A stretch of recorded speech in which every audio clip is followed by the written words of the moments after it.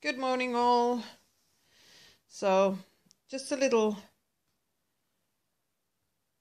show off on the things I'm doing. So about a month ago I start things, okay, and I don't know what to do with them afterwards. This is it. I do the beginning and then the end. I don't know what to do with them. So I put them aside and I wait for the idea. So these are little on cloth. I sewed beads. I printed eyes on paper.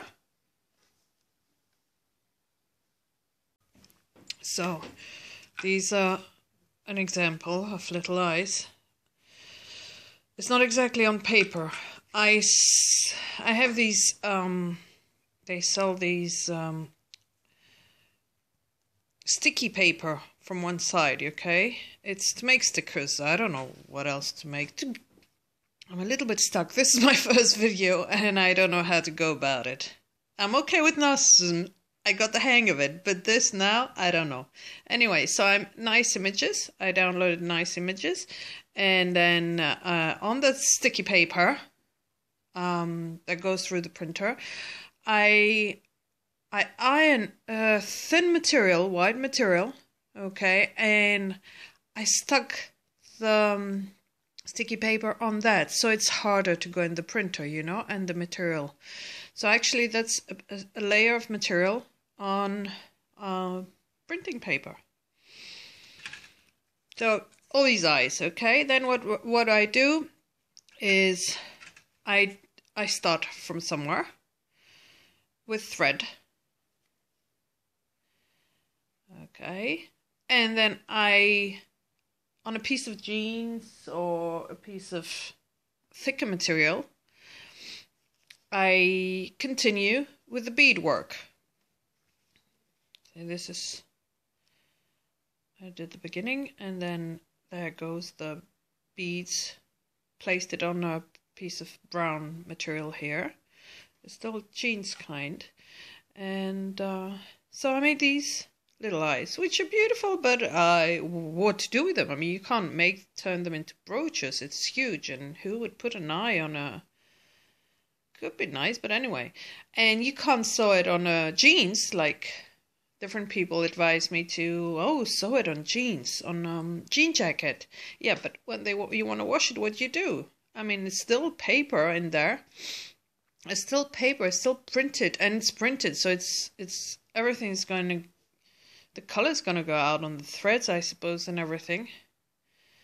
So I was waiting. Then I started, I had some pieces of tin. I don't know if we call this tin. I've had for years. I didn't want to work on it because it's dangerous stuff. I was afraid. I'm so clumsy that I was afraid I'd end up with stitches. Anyway, why am I showing you now? So I made this a background to it. And I have this IKEA. You say IKEA, we say IKEA in French. IKEA in Greek. Okay. And the frame, which is kind of thick, and it will come to that. It's going to be like a deep frame, okay? Yes, because you have kind of a layer here. You can't put the glass straight on it. And now, ta-da, that's not too bad, is it? So when you do things like that and you don't know what to do with them, just put them aside and wait. The idea is going to come. Sometimes I've had ideas come to me like a year later. But anyway, that beading thing is something I like doing very much. And I started many years ago by doing this. This was my first one. As you can see, there's a lot of mistakes. The beads don't go in, don't follow really each other. I mean, look at that. Looks like she's got a bowl haircut, would you call it? That was my first one.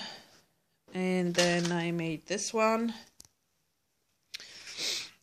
Again, you see that's fabric, like that's silk fabric actually on paper. So it's okay, you can sew through it, but you can't really play around with it. You can't put it on a jacket or a bag that you're gonna need to wash. This for sure you can't do. Oh, there's another one. That one also I like. These are images I downloaded from the internet. This one is called, this is a painter, Florlarius. Really one of my favorite painters, she is. And this one is just an icon, a normal icon. And then I have also, yeah, here it is. This is also one of my favorite painters, Jane Spekowski. I don't know if I pronounce it right. So her images are perfect for this. Perfect because they have a lot of colors and layers like this, you know, layers of beads. You can do like rows of beading. This one is not finished yet. It took me long, so I always take a break between projects and continue them later. So now I have this piece, okay, and I made these two because I'm using every leftover. I don't throw anything, so, and it's going to be kind of like this on the frame. Okay, I'm gonna have to move that. So it's going to be kind of this design. I'm just gonna have to find the eye that it goes, well, on a nicer background, of course. So you can use different things to make the designs. I found this little, I don't know what the fuck it is.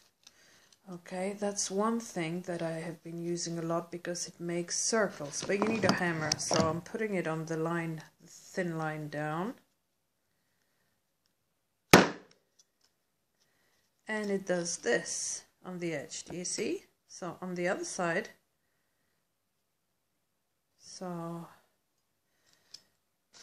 the side that you're hitting or you're making the design is going to be the behind, of course, okay? What you don't see, the side that you don't see. You actually, in your project, it's gonna be the front, the other side, the side that's at the back.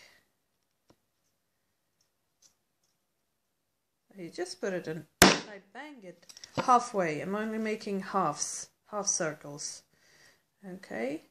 And this is a good side.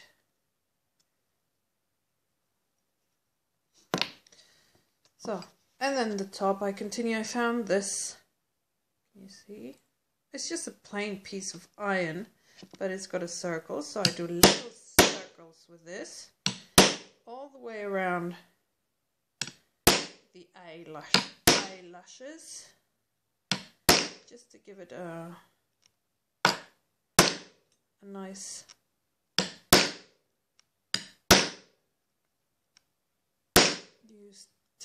texture. I mean, this material, the tin, whatever you call it, it's not nice on its own. It's dangerous. You can cut yourself. It's not easy to work. To cut the beginning is difficult when you have to cut the pieces. I mean,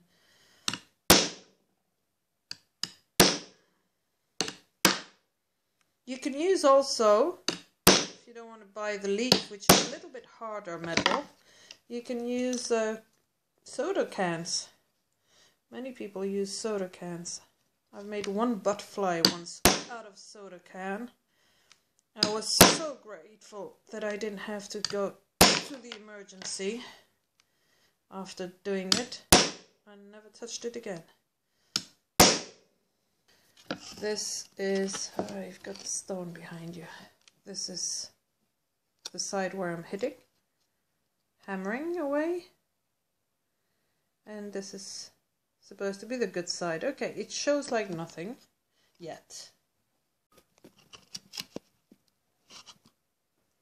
So, once I've hammered it all around, now I have to continue. You take an old pen that doesn't work, okay, this is the best tool.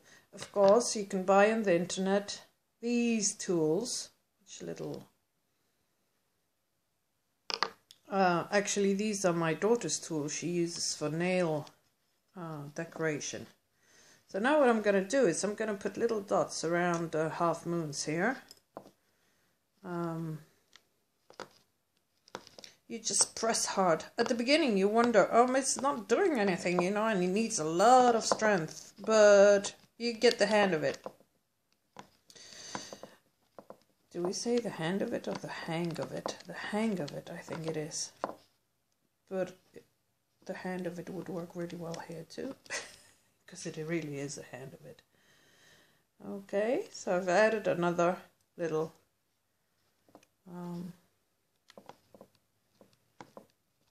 dotty 3D design. You need that. You need as much 3D design as possible. Okay, and this is another really helpful. It's again from my daughter's nail thingies. And you have, see the edge? This makes a really, just run it along, make a line. And I'll show you how the line, and this line, specific line, makes it Bombay, I'll call it. You're helping it a little bit. You see, it's not straight, it's not flat. So I mean, when you're going to do something on a piece of wood or like stick it on something else, it's nice that in the middle it's not flat. So if you're there, see, it's not flat. The foil is not flat. Whereas this piece is completely flat. So the more you work on it, the more it curves in the middle.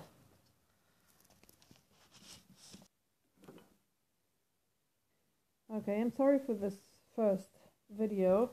It's not exactly what I expected. I'm having a hard time holding and talking and showing at the same time, but I'll find my way. Of course, this I'm gonna have to cut around, which means that next time I'm gonna have to try and get my beads really more in. See, some are longer than others, and I take the risk of cutting some threads out if I do that. Maybe it would be wise to cut a piece of foil that surround the whole thing properly. I'll see what I'll do. I'll show you the end of it.